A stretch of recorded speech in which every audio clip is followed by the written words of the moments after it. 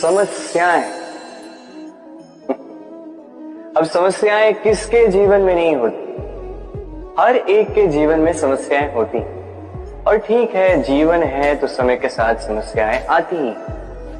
किंतु क्या सारी समस्याएं समय ही लाता है?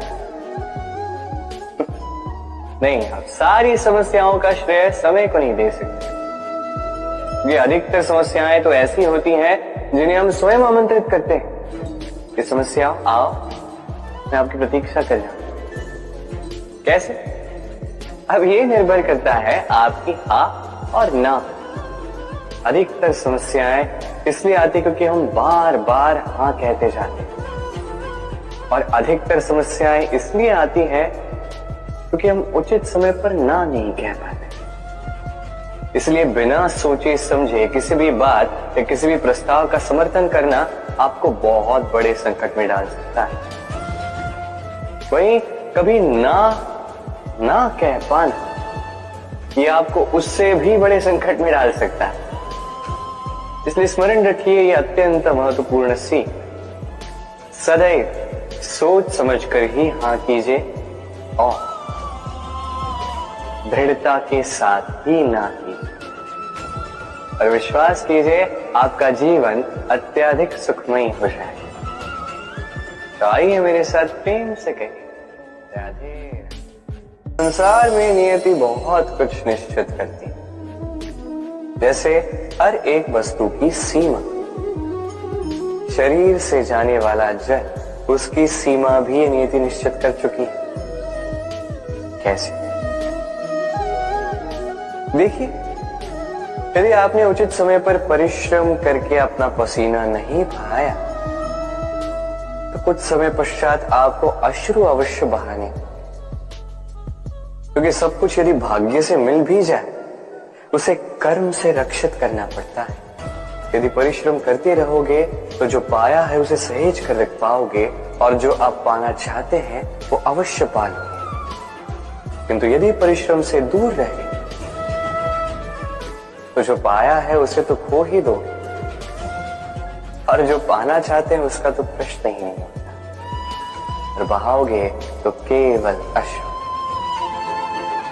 अब चयन आपका है, क्या बहाना चाहेंगे? पसीना या अश्रु? राधे।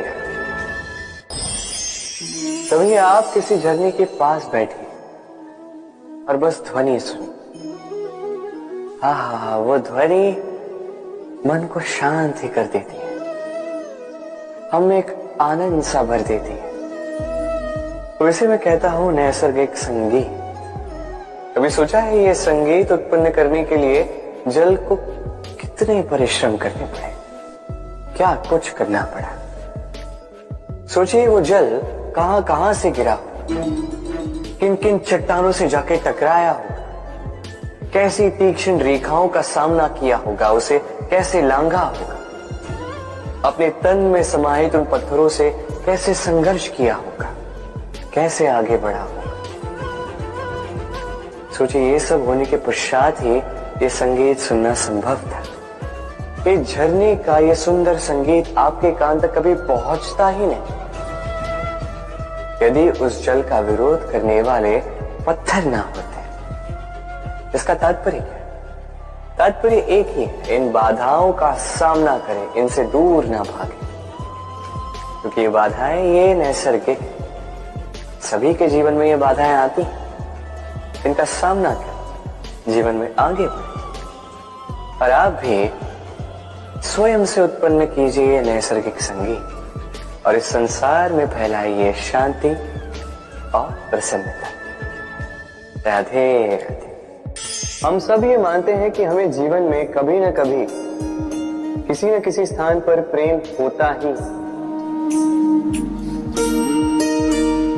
फिर चाहे वो माता पिता को संतान से हो, ज्ञानी को ज्ञान से हो, किसी कलाकार को कला से हो, आदि इत्यादि। किंतु क्या वास्तव में ये प्रेम ही है? मोह भी तो हो सकता है। अब आप पूछेंगे कि प्रेम और मोह में अंतर क्या है? अंतर है बंधन का, जो आपको बांधे वो मोह है, प्रेम नहीं। प्रेम वो जो आपको मुक्त कर विकास की ओर भेजे। चलो आपको एक उदाहरण देता हूं। कुछ माता पिता अपनी संतान को किसी अन्य नगर में पढ़ने के लिए भेज नहीं पाते, अपनी संतान को उसके मित्रों के साथ खेलने के लिए भेज नहीं पाते, चिंतित रहते हैं कि कहीं उनकी संतान को पीड़ा ना पहुंचे और इसीलिए उसे बांध के रखते हैं। ये प्रेम नहीं है, ये मोह है।